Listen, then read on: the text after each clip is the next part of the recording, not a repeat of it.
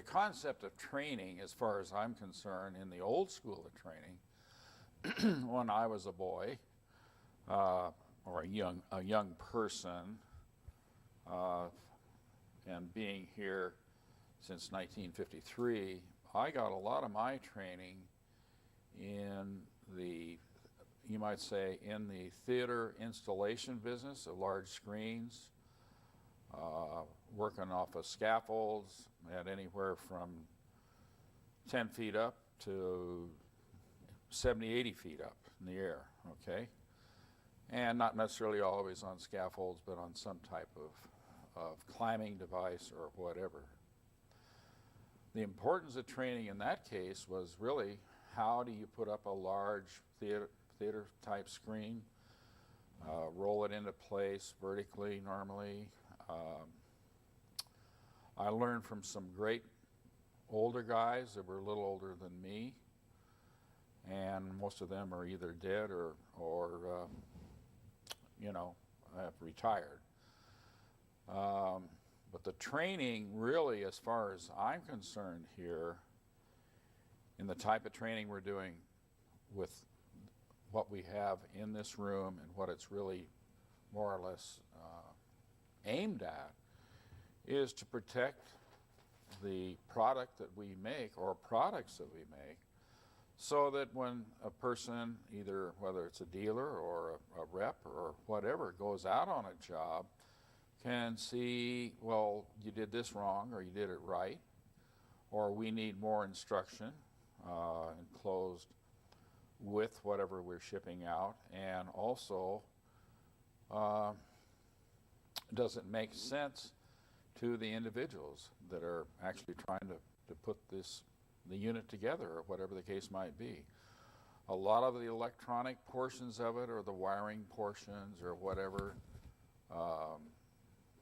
you know, are usually fairly well documented, but not always. The other is the troubleshooting possibility of, well, why doesn't this screen go up, or why does it, if it won't go up, why does it come down, or whatever the case might be. But that was the real, one of the main reasons for this unit here. It can also be used for demonstrating screens, types of screens, what they're used for. We need to improve on some of the things that we're doing or not doing here, as far as light control, so on and so forth. But that was the whole idea of making this facility, also to acquaint everybody that would be coming here from far and afield, even worldwide, would be to illustrate to people what could be done, or maybe the hazards of doing what we're doing that really we shouldn't be doing, as far as with somebody that isn't knowledgeable enough or whatever. So we need to, we're not going to build Rome in a day here, and it really, we're learning as well as to the best way to educate people, to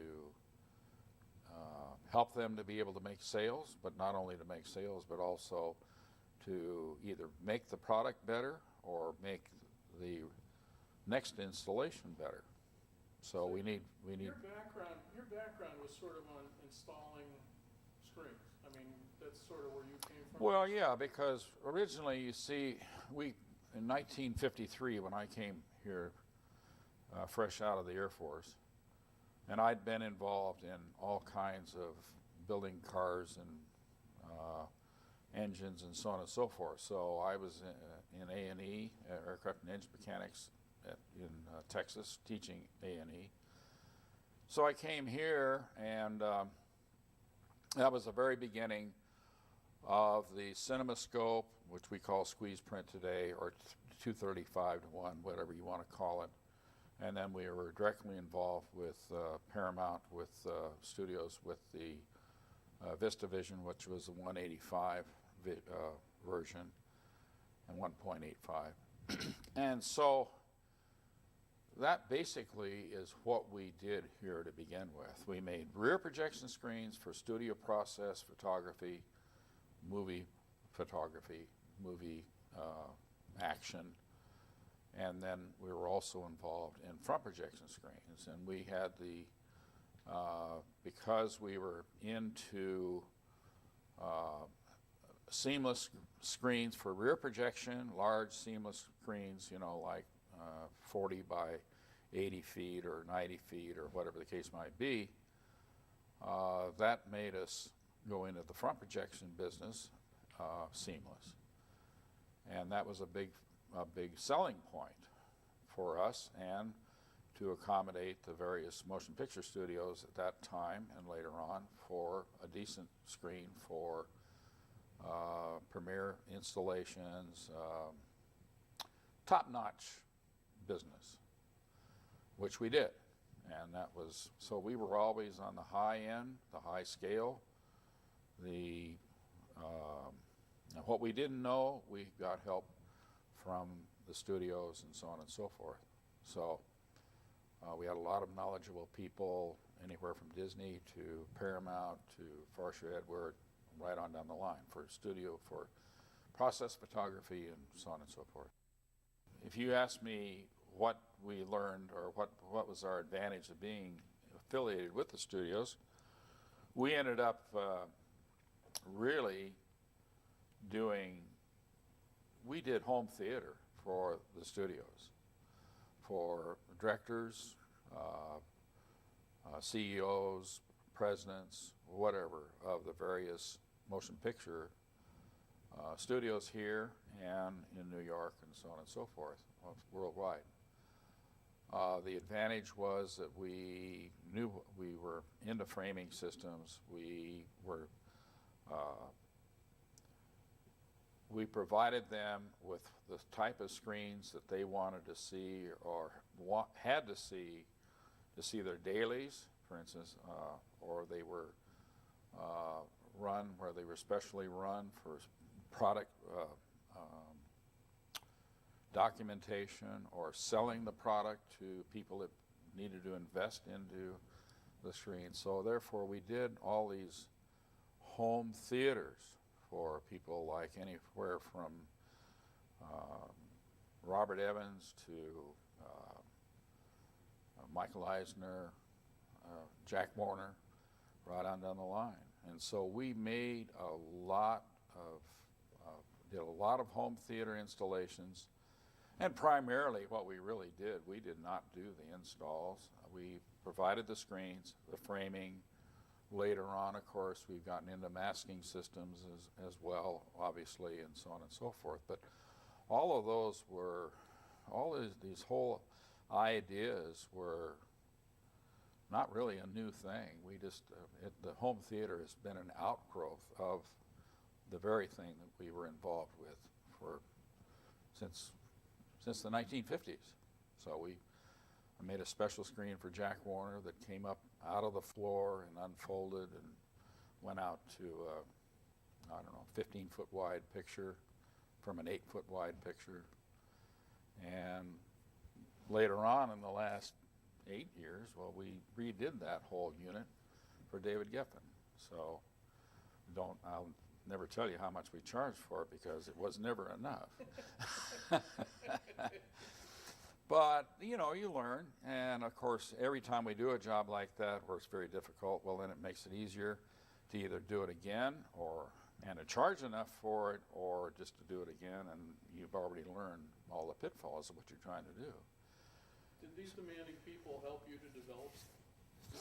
Absolutely. My dad, who started the business with 2 of my other brothers, and I helped out some.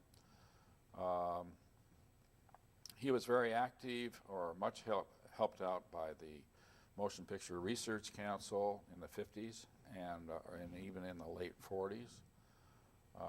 We also did a number of things for, at one time, a co-partner in this business with Translux Corporation, who operates out of New York City, and they are the people that make the traveling signs at Radio City Music Hall and that type of thing. And so we had those people to, you might say, encourage us to do things like making a perforating machine that will perforate a seamless piece of material that's 38 feet by 80 feet, or 36 feet by 80 feet, all on one big piece of material. And nobody else had ever done that before. So we did it very crudely at the time, and of course over the years it's been much improved, including what we now do for smaller screens, which is the micro-perf type of material. And of course the micro-perf material has actually more than 8 times the number of actual pins in the screen to make it TXX approved and sound approved and so on and so forth. So you can't see the holes. So that was a very was a good affiliation, and because they were perfectionists, it made us into improving the product. In light of what we've been talking about, what would you say to the younger dealers now in terms of taking advantage of what they can come here and get? I mean, all this background really is presented to them in the training class. So. Right. Well, I think what it really does is it brings it close to home to where they can go out and see what happens here. It means that it refreshes or makes them realize what they have to work with here, the type of people we have here, and will help them to not only sell the product, but also to be able to maintain the product or whatever. And probably will help them to be able to say, well, yeah, this product is a lot more expensive than, you know, the one that comes out of a box. And but that's not why we're here. We're really here and want them to be here to realize that there's always the high end, the guy that really wants something to be what it ought to be, or if not better, and also for us to be able to back it up if there isn't something quite right. We will back it up. That's where we are. That's what we here call it the Nordstrom system. That being, you replace it or you try to make it all work for the customer, because the customer is really right. And if we can't do it, we'll keep trying. And if, you know, I mean, there are sometimes you can't do anything. You're not. It's not always going to be perfect. This is not a perfect world. But that's what we're trying to do here, and we're trying to make you as welcome as we can here, and we're happy to have you here.